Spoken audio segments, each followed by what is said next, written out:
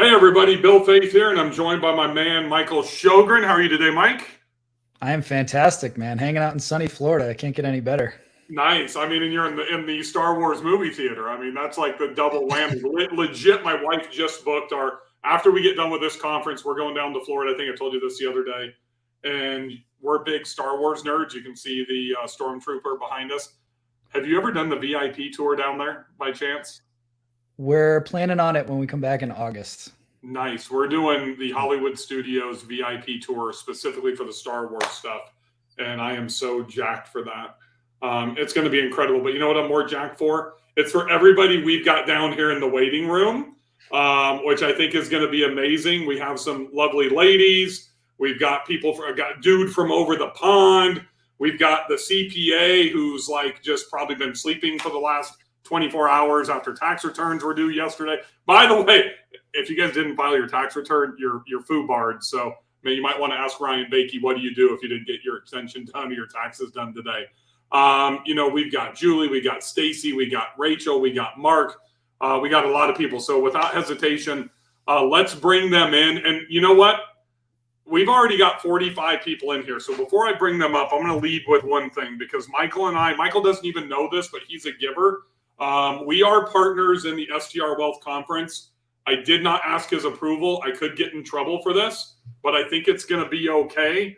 I like over delivering and rewarding people for things, especially when you take action. And when you come here today, this is about the next best thing to being here in Nashville. So Michael and I are going to reward all of you today for being here.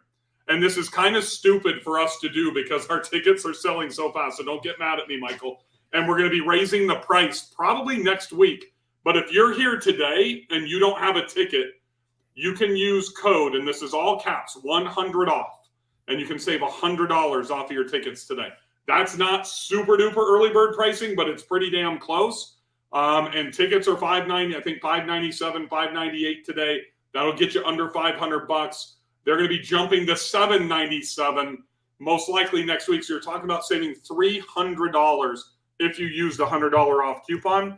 And you can do it today, but it's got to be all caps. Go to strwealthcon.com and use the 100 off. Is that okay, Mike? I'm good with it, buddy. Okay, thank you. I'm a giver. Yeah, I love it. So what do you think about the people we have down below us right now? I'm pumped, man. Like we were talking before, I feel like I already know a lot of these people from our Clubhouse days and podcast interviews I've done and just side conversations I've had. And I'm so pumped to hang out with all of them in person. And each of them has their own unique background, and they're all not only ridiculously talented and successful, but they all share that giver's mentality. Like they're all here. Julie got up at 3 a.m. in Australia to be here with you guys. Like she's a staple in the industry, and let's bring her up first because Julie, 3 a.m. It's 4 there right now. What are you thinking? I told you to make a video and get some sleep. You told me to make a video, but I'm not missing out. I'm not missing out on Nashville. I'm not missing out on this. It's so, I want to hang out with you guys. So I am so desperate that I am wearing maybe business on top. I've got my pajamas on down below. And I've got the caffeine to keep me awake. So I'm glad. Thank you for having me here. Well, we are super excited that you're here. Julie's kind of mine and Michael's unofficial co-host for this event. So she's going to be the one wearing the Daisy Dukes and her hat, and she's going to be dancing on the stage. And I don't think we negotiated that at all, Bill. I thought you were leading the Boot Scoot Boogie with the opening band on Monday night. It's going to be amazing. It'll happen. After a couple of drinks, right?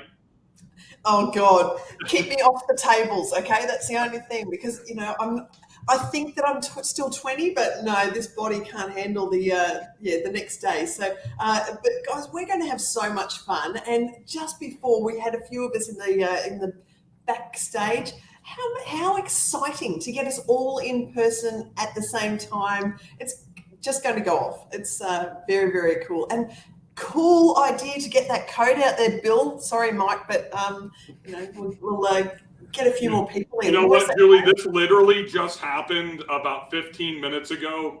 Chris is working on a pretty big secret project that Michael and I are going to launch at this conference right now. And I called him up and I said, hey, man, there's nobody in here right now. Do you think you could do this for me real quick?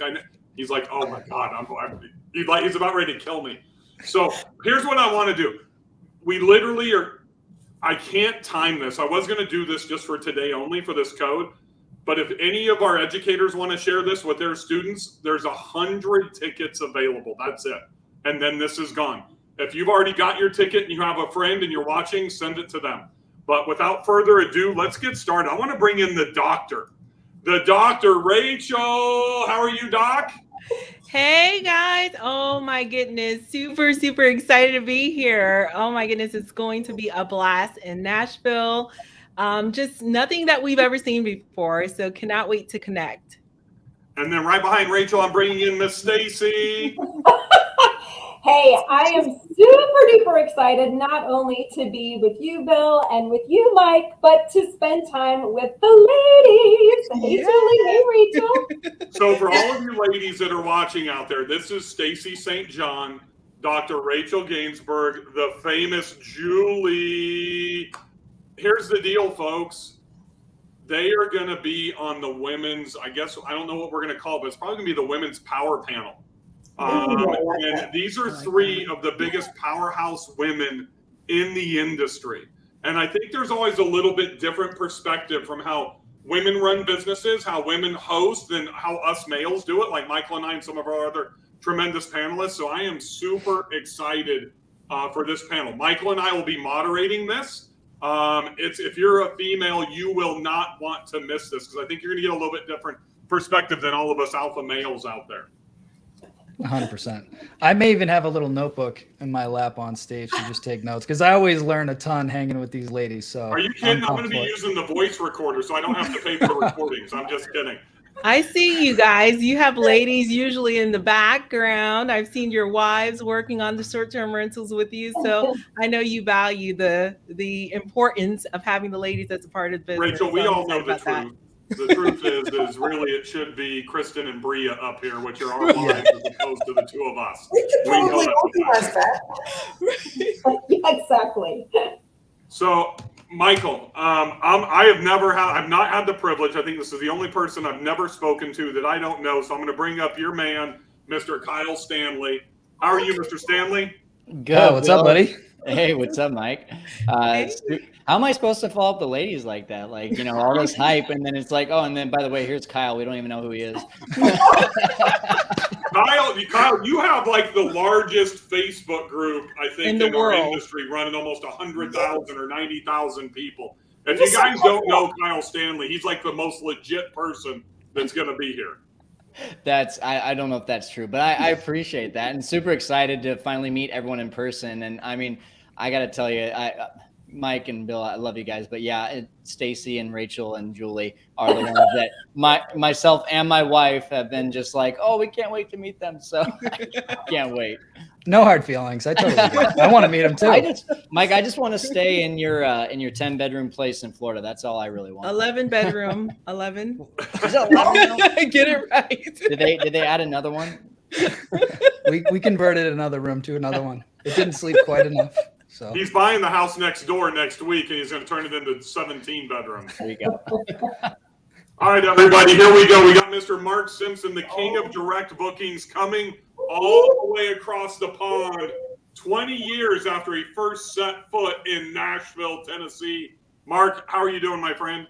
I'm really excited for this. Thank you very much for having me part of it. And I wanted to sort of bring the Britishness to this event. And I'm looking forward to meeting all of you in real life, having a bushwhacker, having some drinks down in Nashville. And I'm looking forward to being back. So the backstory is 20 years ago in another lifetime. I know I looked like 20, but 20 years ago, I landed in Nashville to start a soccer coaching career. And I'm going back now to be chatting on a stage that Taylor Swift is going to be at the week after. So I'm excited for it. That's awesome. I'll tell you, it might be a little challenging for you guys from the Midwest and California. You not only have to understand us Southerners, but you got to understand Mark and Julie. It could be challenging. You might want to get one of those translation apps when you hit Nashville. A guy that's in very high demand right now, Mr. Kenny Bedwell, the founder of STR Insights. Not only is going to be a keynote speaker, one of our sponsors. Kenny, tell us about yourself and just a quick 30 seconds about your tool. Sure. My name's Kenny. I think that's exciting as it gets. Now, I'm also a short-term rental investor as well, but I'm making a really cool data tool called STR Insights. So I'm going to give the Cliff Notes version of it. So we basically just help investors find the best markets based on their personal investing preferences. We do this by comparing revenue with actual housing prices of vacation rentals to determine the highest grossing markets across the U.S. So we have a whole bunch of filters, a whole bunch of ways to dive into the data, and we're going to be launching in the next coming month. So we're super excited. I'm going to give a little shout out for Kenny. Here's what I want to say. One thing is, I probably shouldn't say this publicly, but STR Insights is going to be an AirDNA killer. Oh boy! If you have not seen it, and you are looking to buy properties, probably not necessarily for like our arbitrage guys, but if you're looking to buy properties, it is just going to smash every other tool that's out there. And I'm saying that from personal experience. I've just invested $2.2 million in the last 2 weeks on buying real estate, all because of Kenny's tool. It helps you find the best available markets and individual properties in the entire country. Michael, you've seen it. I was going to say, Bill and I have had an unfair advantage the last couple months. So when it goes wider to everybody else, it's going to be interesting. But the tool is legit, to say the least. All right, girls, I don't mean to interrupt you, Michael, but obviously we're going to have to separate the girls. No, Michael is saying him and Bill, but Kenny and I, we had a backdoor chat. So yeah, we did. Don't get it twisted. Look. Kenny, are you cheating? Kenny's cheating on us. Exclusive access, my butt. There you go. All right, I'm going to bring our last two guys up side by side. Mr. Noble Crawford, Ryan Fakey. Ryan, what's up, buddy? Did you get any sleep the last 5 days, a week? Oh, I slept like a baby yesterday. I'll bet you did. How's it going? I'm Ryan. I own a remote CPA firm specialized in real estate investors. I'm also a serial investor myself. I do real estate, other businesses, just try to find cash flow. At my firm, we focus on real estate tax planning. So we're way different than just, get your taxes filed, but we actually strategize with you to help you save tens and hundreds of thousands of dollars every year. Noble Crawford, my man from Dallas. How are you, buddy? What's going on, Bill, Mike? Hey, a pleasure to be here. I'm just a small fish in a big pond, so I'm just happy to be here, sharing the stage with all of these industry titans in the space. I don't believe it. He's being modest. Everybody on this stage is a beast in the industry. Noble is no exception to that. And Noble's been crushing it with some different niches too, that we're definitely going to get to on the panel with some of these. He's doing like military stuff and corporate stuff and Turo stuff. He's got it all covered, all of it. Yeah. So we'll definitely be pulling that out in the panel for sure. So pumped for that. All right, so all of our viewers out there today, you have 10 of, I think we have 14 or 15. I think we have a few that are going to try to pop in a little bit later. It's time for you to ask questions. And that's one of the reasons that we wanted to put this together. It's literally so if you have never seen these speakers in person, which a lot of you have Clubhouse, might be in their Facebook groups, you've seen them on video, now is your time to ask them questions. And I kind of want to just jump in and give a roundtable topic, and anybody can jump in and answer until we get a couple of questions that come in. What are you most excited about in our industry as we literally are coming up? We're at the end of Q number 1. We've got about 7.5, 8 months left in the industry. What are you excited about in the short-term rental industry throughout the end of the year? Nobody. All right, so we're going to nobody's excited about our industry. Interest rates are too high. Housing prices are too high. We're all done. See you guys. Wrap it up. I think there's huge opportunity right now, right? I actually just did a live with Chris Ledwidge right before this, who will also be speaking. He's a title sponsor at the event, talking about interest rates and different products. And one of the things that I love about this, and networking with all these amazing speakers and vendors and everything else is it just opens doors for you that a lot of people don't know about, quite frankly, right? And working with somebody like Chris that has different lending products that can work for different situations, it's just more tools in your tool belt. Like, I'm excited to go do some more deals. Like, honestly, I want like 3 or 4 more properties before the end of the year. And I think the interest rate scenario is freaking out a lot of people, but I'm going full steam ahead because I'm a long-term buy and hold investor. And when you network with these different people at the event and you listen to them talk, hearing Mark talk about how to drive to more direct bookings. I've implemented all the stuff that Mark talks about. Like, some of our properties, we're at a 70% direct booking percentage right now because of the stuff that I learned from Mark when I interviewed him on the podcast. So like, you don't need to rely on Airbnb and their crazy new refund policy and everything else.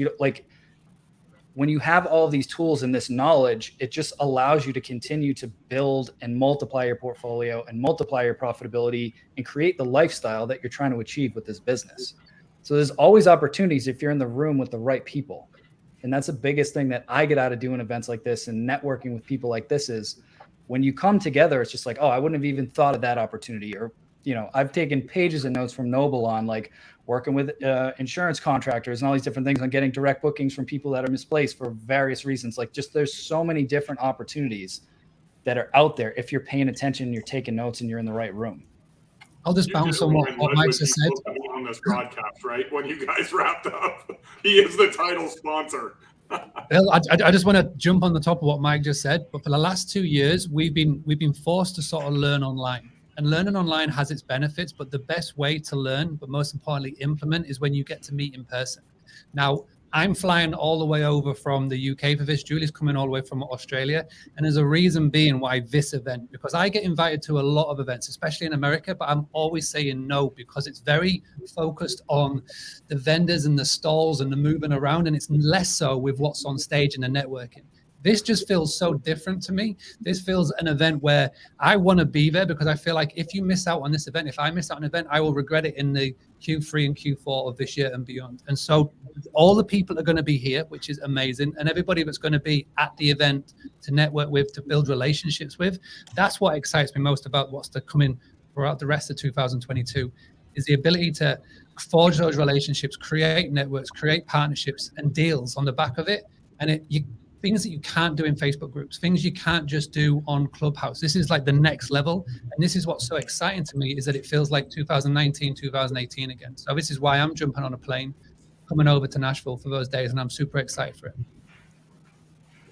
We're on the cusp of one something. of the things that I'll chime in for a second is as interest rates go up, and I think a lot of people in the vacation rental markets are talking about demand being down, especially if they've opened new properties since Russia invaded the Ukraine. Gas prices are up, inflation sky high, markets very volatile. If you've been sitting on the sidelines and have accumulated some cash, I believe this summer is going to be the best time that we've seen in probably the last 30 to 36 months to buy, especially if we are slightly soft in the owned market. I think it's going to present a tremendous amount of opportunities for us. And a lot of you that are afraid of 6% interest rates right now, remember what interest rates were in 2005, 7, 10, 12. 6 to 8 was the norm back then. You probably just weren't investing into investment property or short-term rentals. I had plenty of long terms that even had 8 or 9% interest rates back in the day. So I think there'll also be a little bit of the shock and awe once it wears off. And we've gotten used to going from 3.5 to 4.5. Then it was 5. Now most of us are in the 6s right now. Then look, a few months down the road, it's going to be in the 7s, and we just are going to have to get comfortable with that and work our numbers. And that's why I think a tool like Kenny's and just really evaluating your investments to a T financially is going to make a huge difference. But I think it'll present a tremendous amount of opportunity. We are maxed out at 10 people. Michael, I'm going to pull you down for a second, okay, and bring in Chris. Mr. Chris Ledwidge, our title sponsor from the lender. How are you today, sir? I'm good. How are y'all doing? I am awesome. Thank you for joining us. I guess we're maxed out at 10 people. We thought we were maxed at 10. So I just put Mike in the corner for a second. Give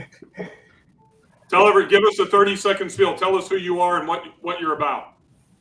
So Chris Ledwidge of the lender. I'm one of the co-owner as a lender, my responsibility within the company is over the retail division. And what makes us the lender unique or valuable to this cottage industry of, STR and investors is we specialize in non-QM loans.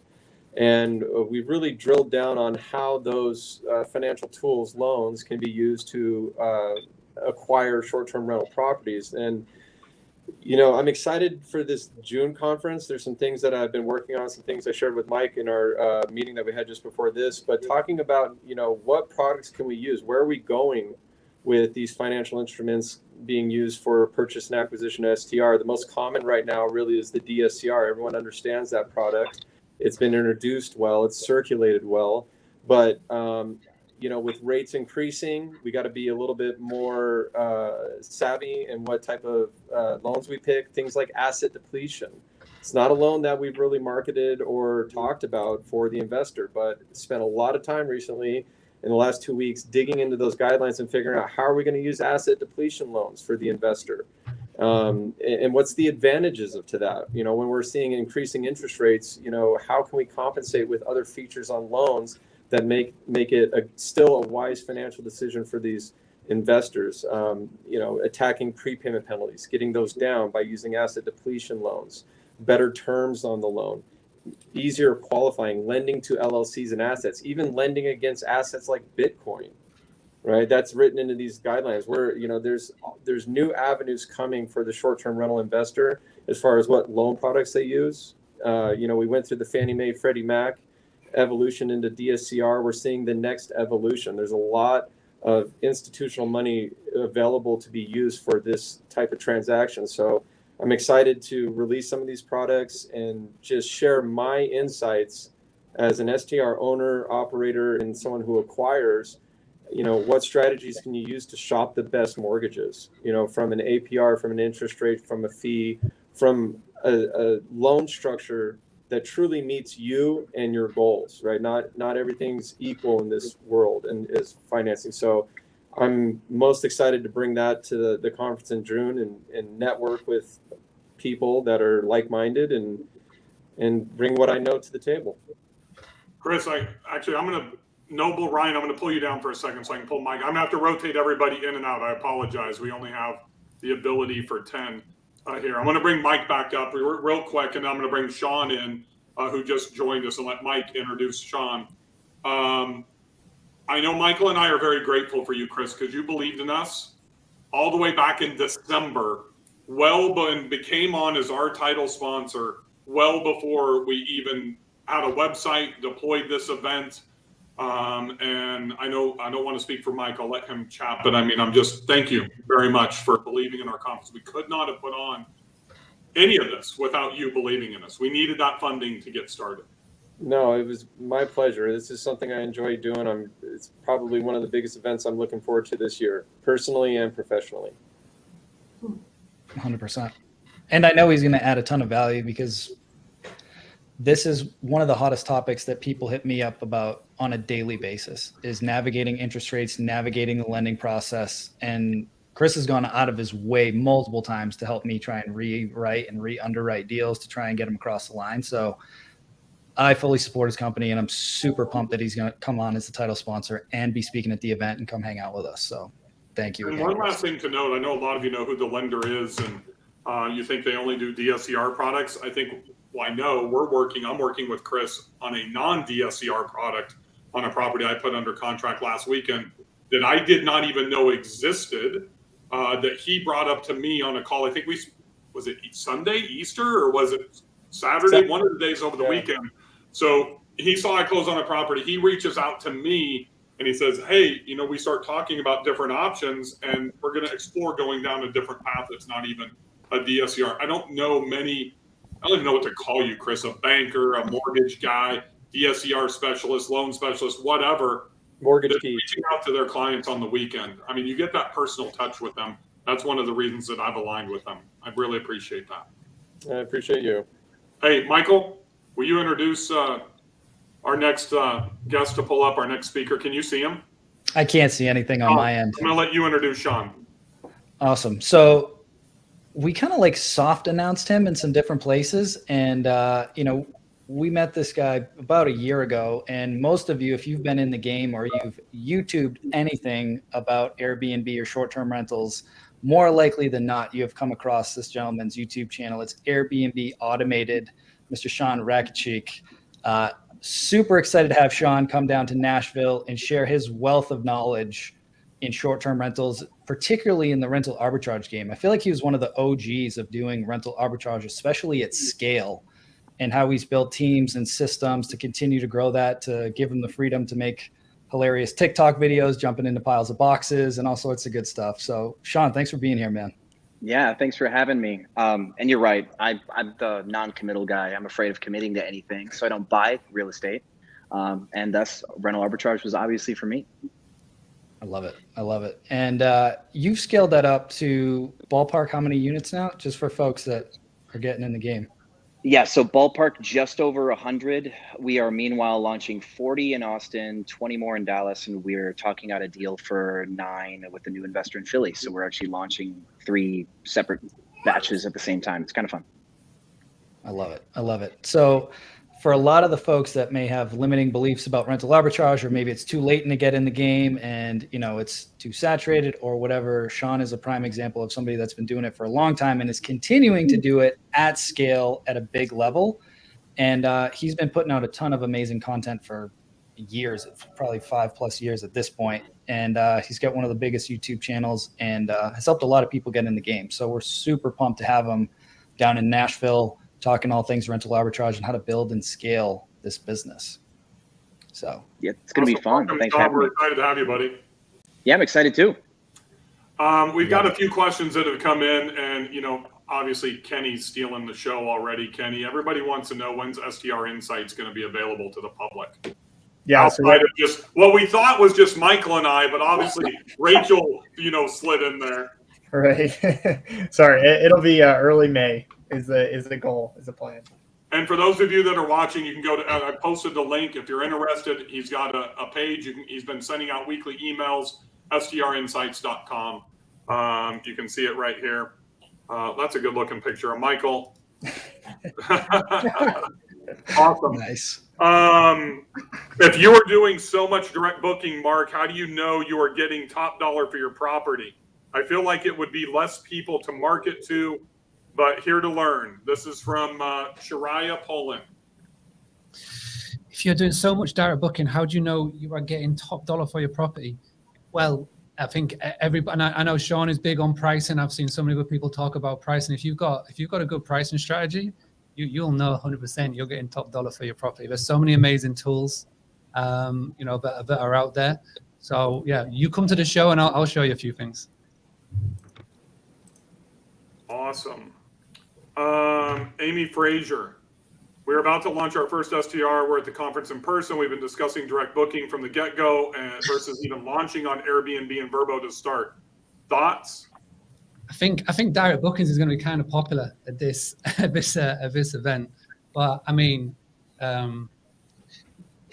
the big misconception with me is that I'm saying, right, you got to go cold turkey on Airbnb. That's not what I'm saying at all. Like, my family business would never have succeeded if we didn't have Booking.com to bounce on top of their marketing. But what I'm going to show you at the event is how you can use their marketing arm and then still grab a direct booking on the top of it. So basically, it's all about making them work for you and not the other way around. You got to be absolutely everywhere. You got to put your business, you got to put your brand on every single channel, every single place. And, you know, and I talk about this all the time, and I'm excited to sort of show you exactly how to do it at this event. So I think that's, you know, it's interesting. I think everybody wants direct bookings because they want to own the customer, but a lot of people are really displaced mentally with Airbnb right now and with their, you know, recent policy changes that they have, and they feel that it's 100%, you know, pro guest and anti host. But I'll tell you, I mean, I've built 33 businesses in my lifetime, and I can't imagine since about 1996, 1997, not having the back of Google, you know, and then more recently Twitter and Facebook. And even going back to like MySpace, the social channels, Facebook ads, Google ads. It's like if I was to deploy a new brick and mortar business, which is what I view every one of our businesses, whether we're in arbitrage or whether we own real estate, we are like a coffee shop. right? And not only do we have to stand out, but we have to be really freaking good at marketing. And like Mark said, we need to leverage every single channel. That's why I literally deploy a shit ton of Facebook ads for my entire portfolio. But as Mark's going to talk about, and I'm interested because I got a question for Mark, because this is the question I get all the time. Should I send those Facebook ads to Airbnb or VRBO? Should I send them to my portfolio page? Or should I send them to a custom sales page, Mark? Now you need to send them to a Boostly website. I'll talk about that. There we go.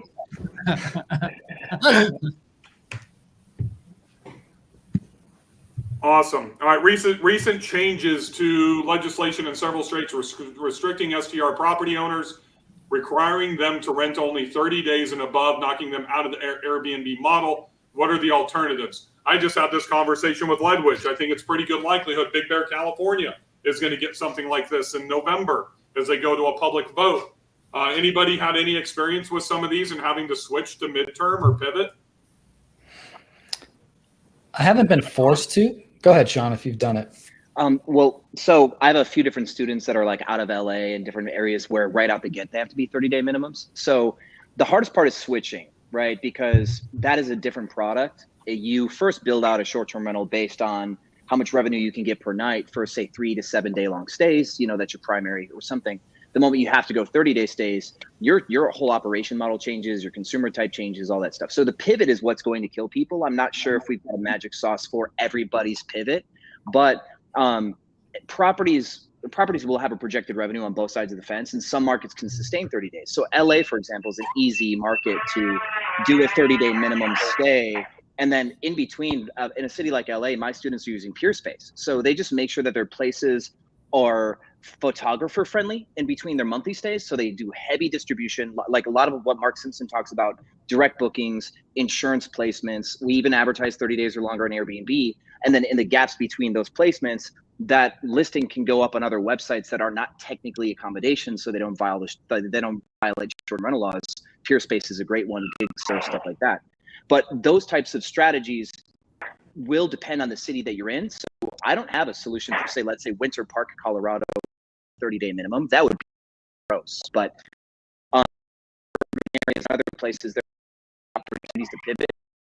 We'll just need a new, fresh set of market research to try to decide if their property that they're holding is still worth putting into the monthly market as a furnished rental. But I would say that arguably across the world, furnished rentals should make enough money on top that it would justify putting it even in the long-term rental space. If all hell broke loose, furnished rentals will make more money than a non-furnished rental.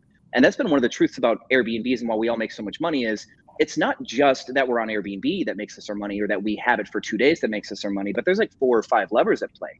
The fact that people don't have to sign a year-long lease makes it more convenient to move into your space. If they stay for 6 months, the fact that they didn't sign a lease, they're going to pay a premium. The fact that they're not paying the electric bill or having to set up their own electric bill, there's a premium. They didn't have to buy furniture, curate the space, there's a premium there. So I think there's still a lot of fat in the deal, even for markets that go monthly minimum, but they'll need someone like Mark Simpson or anybody else who really knows the game on flipping into a monthly first program. The property will still be profitable in most places. It's just how you get your business will essentially change, in my opinion. So I've got a follow-up question to that. Everybody, whether you're in arbitrage or owned real estate, does everybody, when you're going through your evaluation process, and even right now when it seems that the market's, are you actually running a financial prospectus on long-term rent to justify the purchase if you need that? Yeah, I'll jump in there. I've done that. I don't think that it's smart to only have one exit strategy.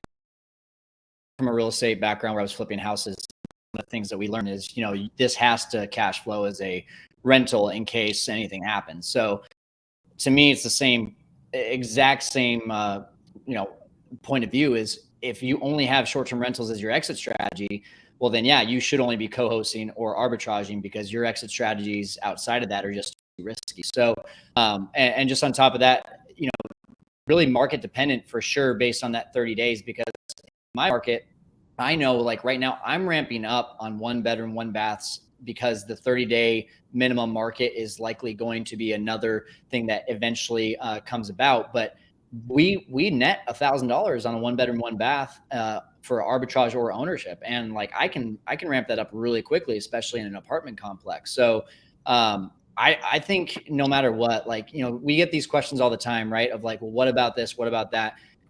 To me, it always comes down to, are you willing to look outside of just this box that you're in of like, it has to be my market or it has to be this kind of property. Like you heard Sean right now, he's going in Dallas and Austin and Philly. And like, you got to be willing to do those things to be able to turn this into not just a hobby, but an actual business. I'm a little bit, I think it's controversial because right now it's very expensive to borrow money. And so I have been finding with a lot of my students, it's not that easy to find a property that's going to cash flow as a long-term rental. So cash reserves become really, really important as a backup strategy. And so either it's going to cash flow or you're going to have cash reserves is my biggest recommendation. Whereas previously I wanted both, right? I wanted all the things. I wanted it to cash flow as a long-term rental. I wanted it to have cash reserves. But right now I'm really pushing for having a little bit more in cash reserves if you're not able to get it to cash flow as a long-term rental. But I'm with you, Kyle. Really, I think you need to have at least 3 exit strategies, but it's becoming more and more of a challenge lately over these past couple of months. I think you need to understand the demographics as well. So like the cities that Sean was listing are a lot more urban. So he can appeal to business, nurses, like a lot of different people. If you're like Dr. Rach does a lot of high-end properties on the beach, those may not cash flow as a long-term rental. Like the higher end you go, you buy a $1, $2, $3 million house, it's going to be tough to cash flow on that thing as a long-term rental. Like those are the facts. So it depends. And you just got to understand like, what's my risk tolerance and what's my backup plan? Like having enough reserves, what's my exit strategy? But again, like when you do the research through STR Insights or any other tools, like just understand that market, know who I'm going after. And if I have to pivot, can I still make risk tolerance? And Mike, at that point, the 4 houses that I own on it as well. So as a short-term rental, I might gross right now $6,000 at that property. But if I were to ever turn it into a long-term rental, I have 2 different units that I'm able to rent out. And for that reason, I know I'll still cash flow $500 even as a long-term rental. So those are the properties that I'm buying because exactly what you're talking about right there. It makes more sense in that demographic.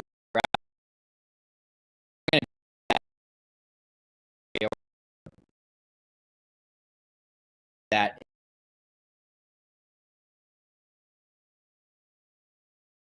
Arizona, because I know I have families and nurses and all, you know, the whole gamut. I knew I liked you, Oh, Kyle. no. I grew up in Bakersfield. Are you sure that's a good thing? Are you sure we want to brag about that, Bill? No, just to you, my friend, just to you. Michael, why don't you answer that first question right there? Will there be on how you can answer that? Will there be anything on interior design? So a lot of the folks up here are educators, and I'm sure each of them have some component of that. So like as part of one of my programs, yes, like we have a whole thing on that. However, for this event, my wife and Bill's wife are going to be doing a panel with, I don't know if we've announced it yet, Bill, or if we have not. Let's just say it's probably the #1 source that we are all buying furniture from for our properties. So a huge name in the industry. We will have a panel on design and how to make your property stand out. And again, like one of the mistakes that I see a lot of people making, especially on their first deal, is they want to get the best property that they can get, or the best property, which is great. They have no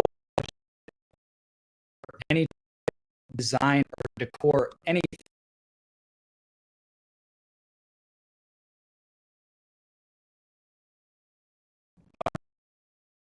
Is because we have designers who are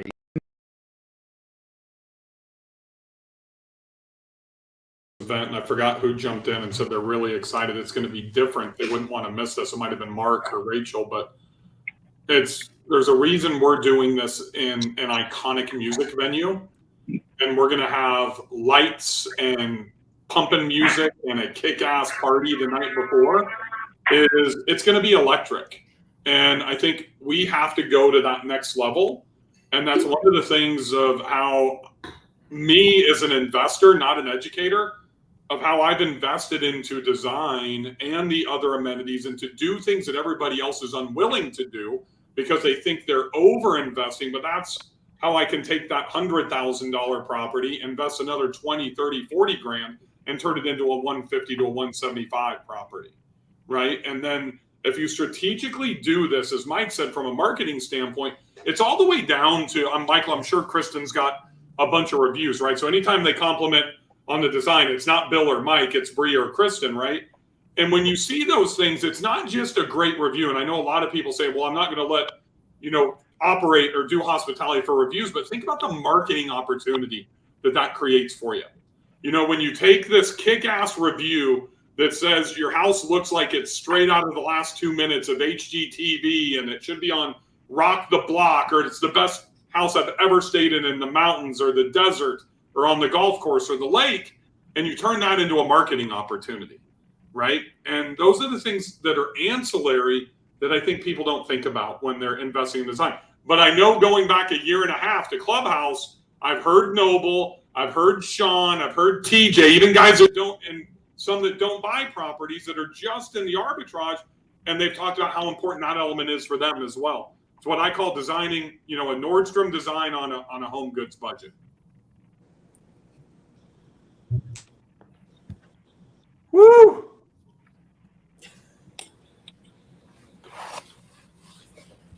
All right, I think this is a great question right here. I can either buy 2 houses in the $600,000 range or one just over $1 million. In this current market, would it be better to consider 2 smaller, or is bigger still better? I think this is always up for debate. I just had this conversation this morning. I'm not going to answer. Somebody take those reins. And then just my speakers, I apologize. I've got to rotate everybody in and out so that way I don't leave anybody stuck down below. Julie, you're going down. I'm so sorry. You want to bring Stacey back? I kicked out Julie? You did. Oh my gosh. This is really hard to do this, I'm telling you. Super hard. All right, so 600,000, a couple of $500,000-$600,000 properties or $1 million plus. I think it's going to depend. Chris. Yeah, I was going to say, does anybody else really I want to ask where this might be? Because it really does depend on the market, right? So yeah. Agreed. So if it's like a mountain and a beach, I'm here for it, because once I have my hurricanes, then my snowstorms aren't happening simultaneously. So, yeah, that I can appreciate for sure. So I really do think it depends. And it's running the numbers. What do we estimate the ROI is going to be? What do we estimate the gross revenue is going to be? And at the end of the day, you want to see where it shakes out. It's like any other evaluation, right? Pretend like it's just one deal, but you identify what you expect, those to be. And if in fact, they're in different climates, I think being able to diversify a little bit is better. So the Poconos versus, Rosemary Beach, Florida, I'm here for it, right? So if it's in 2 different markets and 2 different climates, I do think that gives it one additional point in favor of the 2 separate properties. But really, at the end of the day, it's going to be the numbers. The other thing that's interesting, Rachel, too, is I think, and I agree with you on diversification of market, but also, is it your first property or is it your 6th property? That makes a huge difference, too. Like, a lot of people look at our properties. I'm going to use Rachel because I know she invests into luxury properties like I do. They think we started out at $1 million property. I mean, I started in the $400,000 range, and then I've worked my way up to get into that $1 million range. I just bought my biggest one ever. I closed with Chris at the lender 2 weeks ago or 3 weeks ago in Banner Elk, North Carolina. But in my opinion, it really starts with the evaluation process. And I'm going to give 2 people plugs here. Chris is the one that funded it for me. He's funded my last 3 deals. He's the easiest lender I've ever used to work with. And it's one of the reasons we started a great relationship. I've got another house in the same market on Beach Mountain that I'm under contract that we just put, I think we called appraisal today through the lender. I'm going to close with him again because he's easy to deal with and he takes great care of me.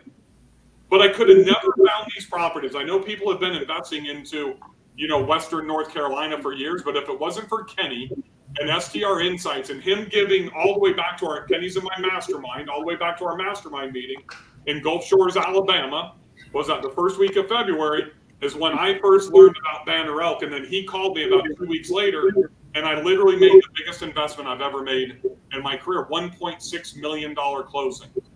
And the property I was predicting is 300 to 325,000, and if I really crush it, I can probably get up to 350.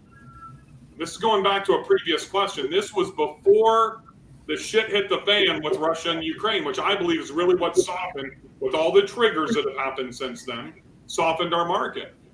Even if I take a 30% hit, 30%, which I don't believe the STR market will take a 30% hit, at driving vacation rental market. You'd have to talk to Kyle and Noble and Sean about the urban markets. I don't live in that space. But even if I took a 30% hit, because of the way that I've evaluated properties and the way that I've run my performance and my evaluations ahead of time, I'm fine. Because I won't invest into a property that's doing less than 30% cash on cash and 20% gross ROI. So if you think about these numbers and then have the fallback, like Kyle was talking about, every property going back to be able to afford LTR, there's no chance I can afford LTR in Banner Elk, North Carolina. That won't happen. So I've got to make sure on my STR side that I can have that fallback. If I would have to pull to almost a 47% downturn in the market on a $1.6 million investment to be at my break-even point. And that's one of the reasons, like with Chris, I could have done 20% down, and put $320,000 down, but I put $420 down because I wanted that extra $100,000 cushion just in case, because we can never predict, right? So I think that a lot of that all has to happen on the front end before you decide if I'm going to buy two $500,000 properties or $1 million property. You got to take all of these things, and I know everybody on this panel does, into consideration before they make a substantial investment. And I want everybody to understand, even if you're making $250,000 investment, that's substantial. Even if you're going and signing a 1 or a 2 year lease, like our arbitrage guys are, that's substantial. That's going to screw your credit if you default on one of those apartments, right? No, it's not? Okay, so Sean, clue us in on the arbitrage guys. How do you get around that? Well, that's actually aside the point. You're on a really hot streak, and you're right, because I think what you're about to get to on this purchase side is it's a substantial investment, and buying a property is separate than running an Airbnb business. So when you're doing the numbers on buying the Airbnb property, what else are you making money on when you buy that deal, right? So for example, here in Dallas, West Dallas here, a lot of people are doing wedge deals, right? There's this gentrified neighborhood where there's a lot of nice valued properties, and people are targeting properties that are cheaper than the rest of the block because they're the ones that have yet to be renovated. They get in, they do some quick renovations, and then appraisal shoots through the roof and they can refi. And then that thing still goes on Airbnb, but there's a lot more at play here than just Airbnb when you're buying property. So when you're asking somebody, like when somebody's asking, do I buy a $1 million property or two $500,000 properties? I think part of the question too is it really depends on the very specific property, and can you generate $150,000 of equity out of a property real fast, get the money back out, because then you can do another deal, right? You might be able to get 3 $500,000 properties if you pick the right first one and you refi well, I think. You're 100% correct, Sean, and that's one of the things why I call Kenny's tool an Air DNA killer at STR Insights. It's because, one, I think we all see this in our Facebook or social media world. Everybody, where's the hot market? Where should I invest into? Well, we got to distill that down to property by property. And that's a very challenging feat for newbies to be able to do, to understand that the house that Michael is sitting in right now might generate $250,000 in revenue, but next door, there could be a myriad of factors that only lead that to do $100,000. And if you're spending a $1.5 million, I don't know what Michael paid for his, but $1 million or $1.5 million, that delta of $100,000 means profitability or non-profitability. And they're both in Kissimmee, Florida, right? And that's the thing that I really want everybody to understand. Listen to what Sean said. It is property by property. I assume you probably live, in the Midtown area in Dallas? Is that where you're at? Victory Park. You could actually see American Airlines Center right here if I could turn the camera. Yeah. There's that really cool walkway with that outdoor bar around that area, right? Oh, Katy Trail. Yeah, no, Katy Trail Ice House is what you're thinking of. Exactly. I love that area. So if he's investing in that area, if I come in and I spend $3,000 on the unit number 1 and he spends $3,000 a month on unit number 7, that does not mean we are going to get the exact same return on our investment. Mm-hmm. Yeah. But and so to answer your question about the arbitrage, Is just like Stay Alfred went out of business with like 2,000 plus doors, and the CEO of Stay Alfred didn't get his credit score hurt because he did it all through a business, right? Your business would default on an LLC, worst case. And with large deals, if you defaulted on say 20 doors with one landlord, you'd probably be holding his feet to the fire on your exit and go, hey, we're going to get out of this deal. We'll pay you rent for the next 90 days, but we're going to back out of all these leases. And the landlord's really not going to fight you on that because they don't want to take you to eviction court on 10% of their occupancy or something. So I've seen other companies go out of business, and they usually find soft landings when they default when you're a business. So you're safe in arbitrage if you go through an LLC. People really can't go after your social. So that's the short version. Rachel? Yeah, I was going to jump in and also speak to the fact that the drive-to markets are here to stay, especially in 2022, 2023. The comfort level to fly and to go, overseas is not quite there yet. And so it's really important for all those who are investing to be a little bit bullish about that.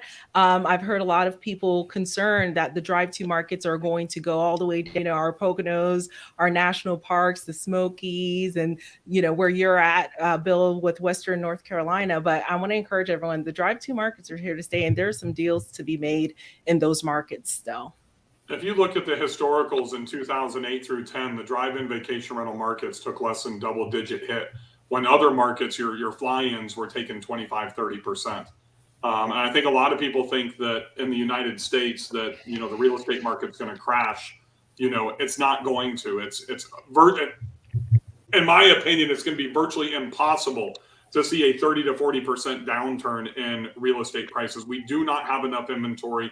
Demand is an all-time high.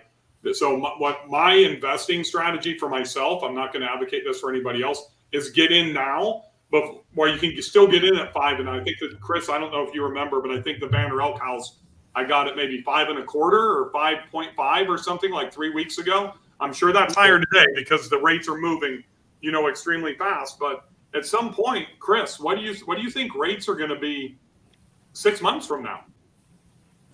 6 months from now, I think the metric that everyone's going to follow is going to be the Fannie Mae, Freddie Mac 30-year fixed mortgage, right? Everything else kind of follows that, right? So if that's our baseline today, we're looking at about a 5.5 on a national average. I think that is going to be 6.5 by the end of the year.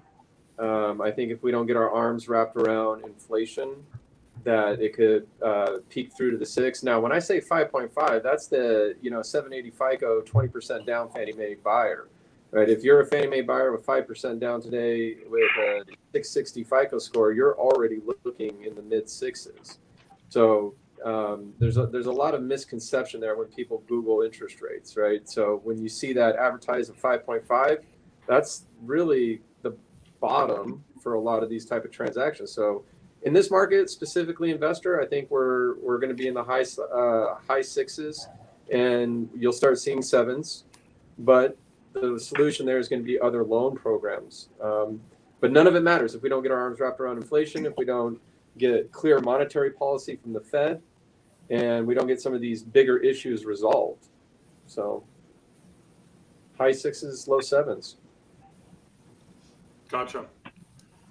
Question from Ashley. Is it best to invest in a metropolitan area or rural? Say near a state park, et cetera, for STR? I know we're worried about having a fallback if any time the STR market falls, but I'm finding great numbers in popular local rural areas that have a drive to market. I think that really kind of falls back on what, Rachel was just stating. I'm interested to hear from one of the reasons I started investing into drive-in vacation rental markets, and it's the only place that I've done it, is I've been afraid because I grew up in Nashville, which has been one of the most volatile regulatory markets over the last 5 or 6 years. And now it's owner occupied with 30-day minimums. It's just insane. But I see Noble wants to jump in here, but I was going to direct you, Noble, to you and Sean. For guys that are investing, whether it's arbitrage your own into urban markets, how important is the existing regulation when you're looking at going into a new market? And do you invest if there is no regulation? I'll let you jump in. Yeah. So she brought up a good point, because one thing we haven't talked about are your secondary or tertiary markets, right? Covered urban, looked at vacation rentals. There's a lot of opportunity in those secondary markets, right? So we're only in Texas, but when you look at markets like a Lubbock or a Waco or something like that, whether you're arbitraging, and we arbitrage primarily, but we do own a few duplexes. So whether you're looking to purchase or whether you're looking to arbitrage, there's significant opportunities there. And so when we're doing purchasing our duplexes, to the point that was being made earlier, we run the numbers based on whether this is going to cash flow as a long-term rental, right? But we have every intention of leveraging the short-term rental play, when we execute that property. And so we can 3 and 4 and sometimes even more X that return in a short-term rental scenario. But in terms of arbitrage, so there's two sides of the coin there, right? And it really kind of gets down to who your customer is, who you're focused on servicing, right? And so you have that less than 30-day stay customer, right? And then you have that 30-day or longer customer, which is kind of what we double down on. And so we really, as of late, where we've concentrated our listings and our customer demographic, we haven't had to worry about regulation. We haven't had to worry about 30-day stay minimum. We haven't had to worry about OTA rules, because a lot of them are direct, right? So, I'll let Sean chime in on this, because I think when you're catering to that 30-day or less stay type of guest, some of those things do kick in, and they can be important, right? You have to take them into consideration. But that's something that we try to, over time, move away from. And that's something I'll be covering at the conference too, if I have opportunity. Yeah, and I think this question also begs the question is, what's your strategy? What are your goals, right? So is this going to be your only STR? Who's going to run it? Are you going to have a co-host? You're going to try to do it yourself, build your own systems, have your own housekeeping team? Are you going to stick to one market? Or are you going to try to go multi-market? There's a lot of questions that you should ask yourself before you pick one. In the case of like an urban market, the advantages of an urban market are that there are a lot of co-host providers out there. So if somebody lets you down, it might be easier to find a separate co-host.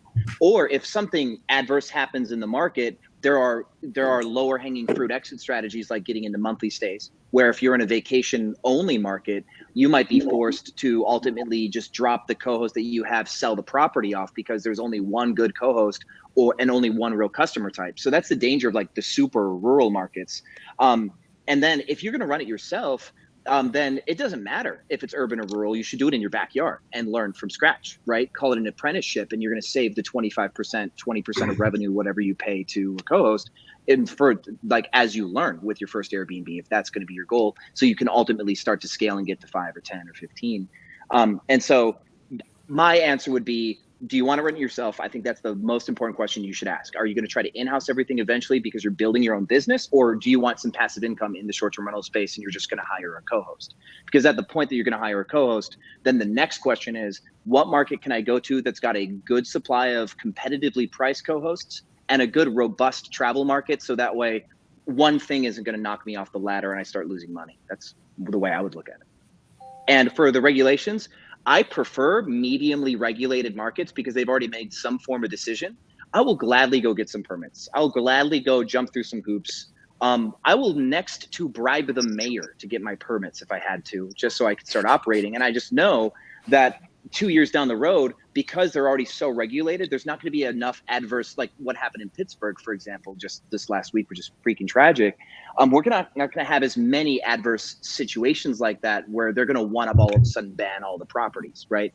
I will still do zero regulation markets in red states where I feel like those states will always like be pro short, like small business owner. But I'll go into any city as long as there's some regulations, because I feel like the dust is already settled enough that there's lower risk in those markets. Kyle, are you in the same boat? Did you hear what we were talking about? Yeah, no, I really, everything Sean just said, I think is spot on, especially starting in your own backyard. And I know a lot of, you guys probably get it too. A lot of you have students and you get a lot of pushback with your students saying, well, I can't really scale my own backyard. You don't need to be able to scale in your own backyard. You just need to be able to learn the basics in your own backyard. So then you can find that market where you can then go and scale. I started in Fresno, California. Everyone thought I was crazy that I was starting in Fresno, California, because it's like, who's going to want to come to Fresno? Well, it turned out there was enough people that wanted to come to Fresno to turn a business into it. But then I was like, well, where can I make more money and have an opportunity to build a team? And the next step was an hour outside of Fresno, which was Bass Lake, a cabin town. And then the next answer was Scottsdale, Arizona, which I have one of my best friends in, and now we're business partners over there. So, you know, I think you learn the basics and then you move it from there. But then, yeah, I mean, the regulations part too, to me, that was one thing right from the get-go that I was really worried about was regulations. And then after doing some research, it's like, yeah, if they want business licenses, if they want permits, it's like, hey, we see what you're doing and we are okay with it. We just want you to be legit. And to me, that's a much better place to be in than a place that has either heavy regulations or no regulations at all. So everything Sean said, I completely agree with. And hey, just for everybody that's out there, you can also do arbitrage and co-hosting in vacation rentals. It doesn't just have to be 1 or 2 bedroom apartments. Yeah. And imagine if you can go to your Bass Lakes, you can go to your Gulf Shores, your Rosemary Beach, Gatlinburg, and find these properties on Airbnb and VRBO that are struggling, and you don't have capital to buy a $500,000 house, and that's really what you want to do, then go in and just start arbitraging, you know, and, you know, pay them their mortgage, or go in and, better yet, co-host. That's what I co-host, Michael co-hosts. I'm sure other people here co-host. It costs nothing. You don't have to pay the lease, you know, to be able to get in. There's a lot of options, and that's what I love about this conference, right? We're going to have arbitrage. We're going to have co-hosting. We're going to have own vacation rentals. We're going to have people that own, you know, laundromats. As Ryan Bakey, I'm the 23-year-old whiz kid. Have you turned 24 yet, by the way, Ryan? You did? Happy birthday. So Ryan not only is like the foremost tax expert in our industry, but what you got a laundromat, multiple STRs. What else were you? Oh, a salon as well, ladies. So you might want to swing up to Chicago and hit Ryan's salon before you come down to Nashville. I'm sure he'll hook you up. I think somebody needs some help as well. So can you help the boys? I mean, look at this. Come on, boys, tidy it up. I love it. But I'm here for the laundromat, though, because this linen situation is real. I am here for the laundromat. Julie, it only took you 1 hour and 7 minutes to say something. Welcome back. I've been asleep. It's like 4 a.m. here in Australia. We are so privileged that you got up for us. Julie, what are you going to talk about here in Nashville, and what are you most excited about? Oh, look, well, firstly, I'm most excited about seeing everybody on screen in person and Mark Simpson buying the first round of drinks at the conference.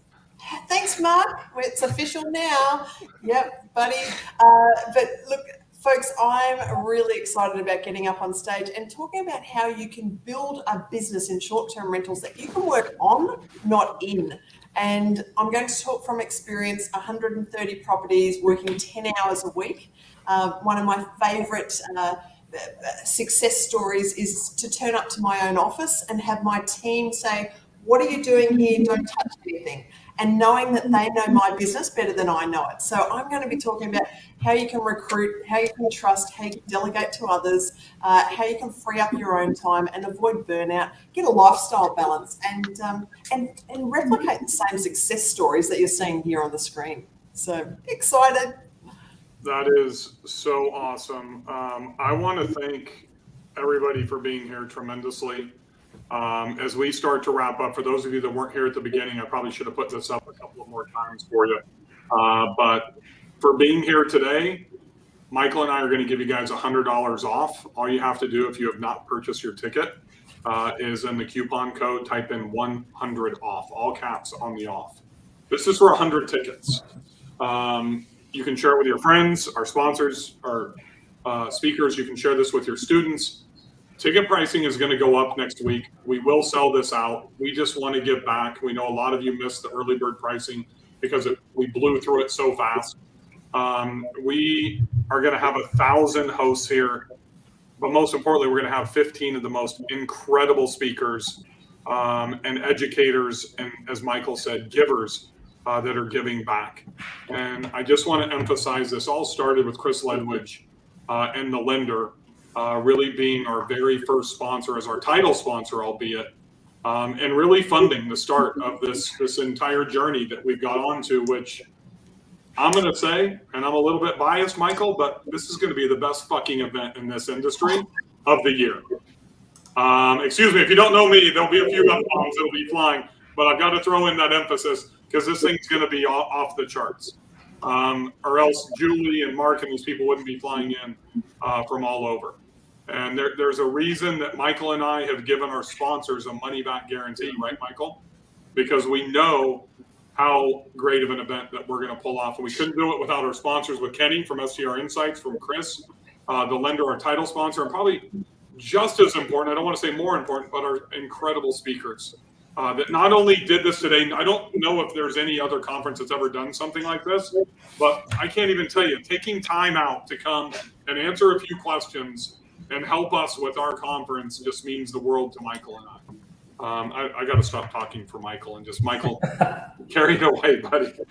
Yeah, no. And again, like we've said, I'm super excited to meet all these people in person, and I'm super grateful. Like, again, Julie flying over, Mark flying over. I think Sean gets home for like a day from an international trip and turns around and comes back to Nashville. Like, people are going out of their way to provide you guys with as much value as possible. And I am so grateful for everybody that's coming to do that. And I know for everybody that comes to this event, you will be talking about this event for the rest of the year. I guarantee you that. Because one, the education is going to be next level, but two, the fun that we're going to have in the venue is off the charts, like Bill said. Like, I was blown away when I flew down there a couple months ago when we were securing the venue. I was like, this place is sick. And it's right off of Broadway, in the heart of it. The week leading up to some massive country music festival with all the bigwigs going to be in town. It's going to be an absolute epic event. And bring your notebook. You're going to have plenty of notes, but you're also going to have a ton of fun. And the goal, again, was to provide an event that was unique and fun and not just like your stereotypical like stuffy conference with a bunch of tables and everybody's taking notes. Yes, you're there to learn, but we're going to have a hell of a time as well. I promise you that. Come for the education and the networking and stay for the party. If you don't know what the CMA Music Festival is, just do a quick Google search or YouTube search and see what Garth Brooks did 2 nights ago at Nissan Stadium, because it's right outside the back window of our venue. Taylor Swift, Garth Brooks, Dierks Bentley, Florida Georgia Line, Luke Bryan, they're all going to be here. And I'm going to give you guys a little pro tip. When you come in on Sunday night, understand that we start on Monday night. Everything starts on Monday for that festival. All the autograph signings, all the Jason Aldean, Tootsies, literally it's 100 yards to get to the honky tonks. The mega artists in the country industry will be in those bars playing every night on Monday, Tuesday, and Wednesday for free, but none of them will start till 10 o'clock. So take a nap, leave our party at 10 o'clock at night on Monday when we wrap up 11 o'clock, and then go walk down to the honky tonks and you will see them playing free. And a lot of them will spill out into the streets as well. Everything will be shut off. It's going to be something like you guys have never seen if you haven't been here before. I know Noble's jacked up for the country music, right, Noble? Hey, I said before, I don't two-step, but I electric slide with the best stuff. So. You and Julie are going to be electric sliding, that's for sure. Too much fun. Speakers, thank you very much for taking time out of your day to be here today. Thank you for supporting Michael and I and coming all the way to Nashville. For those of you that are like huge Airbnb automated and Sunday night, what do you call what is it called on Clubhouse, Julie? Airbnb success room. Exactly. I know where those two are going to be staying. So if all the fans want to coordinate in the lobby at their hotel, I can give you the hookup for that. Just send me a private message. So we're staying at the same hotel? Yes. Nice. We can make bunk beds. And I mean, I'm going to be there too, but nobody wants to see me by any means. They just want to see you two. The after party's in Sean's room. That's 412. I mean, I host Comfort all the time. Inn & Suites on 4th Avenue if everybody wants to know. We'll take it. I'll meet you guys at the 7-Eleven next door. We'll pull up in Doug Gulps. Cool. Thank you, everybody. That's going to be a wrap for us. I promise we'd be done in an hour. It's an hour and 15 minutes. Those of you, just one last deal. If you're on, head over to strwealth.com. Take advantage of the $100 off. That's going to save you $300 if you haven't got a ticket between now and next week when we raise the pricing. Thank you everybody for being here. I really appreciate it. I can't wait to meet all of you guys in person. Michael, thank you. Noble. I'm going to kick Kenny. Who am I? No, I'm kicking Mike out of here. Rachel. So I feel bad that somebody, I wish I can't go down. That kind of sucks. Michael, can you put me down? Michael, I don't envy that job, Bill. I do not envy you. It's been very challenging. So I really, thank you. I mean, we can just hang out and chat if we want, and everybody can just watch us, shoot the shit, I guess. I will go grab a glass of wine, and it's too early for that. I think we should look up the music lineup and see if there's any like screamo bands that are playing for this music thing. I could really use like a hardcore metal screamo band while I'm there in Nashville. Do you like White Stripes by chance? They're a little soft, but they're fun. We don't have much hardcore stuff. I'm a Guns N' Roses guy. There's no like heavy metal in this town. Actually, fun fact: Nashville is not just country. So a lot of my friends. I was in a screamo band in college. I dropped out of music school, hence the grand piano here. And a lot of my friends who recorded their rock metal albums went to Nashville. So they do everything. It's fun. There is a lot more than country music here. That's for sure. And we'll have if we throw parties at the different hotels, we'll have to like do like what other music festivals do, like Summerfest in Milwaukee, where one of the hotel rooms will do like a rock music only, and then we'll do like a country after party, so that way people can go to the after party of their choice. And I'll host the rock one, and Noble can host the country one. He can do like the electric slide room. I love it. Awesome. All right, guys, I'm going to shut her down. I'm going to wrap up. Thank you, everybody, once again. I will talk to you guys very, very soon. Thank you, everybody out there that was on the broadcast. We'll see you all in Nashville. Peace out, everybody. Happy hosting. See ya. All right, see you guys.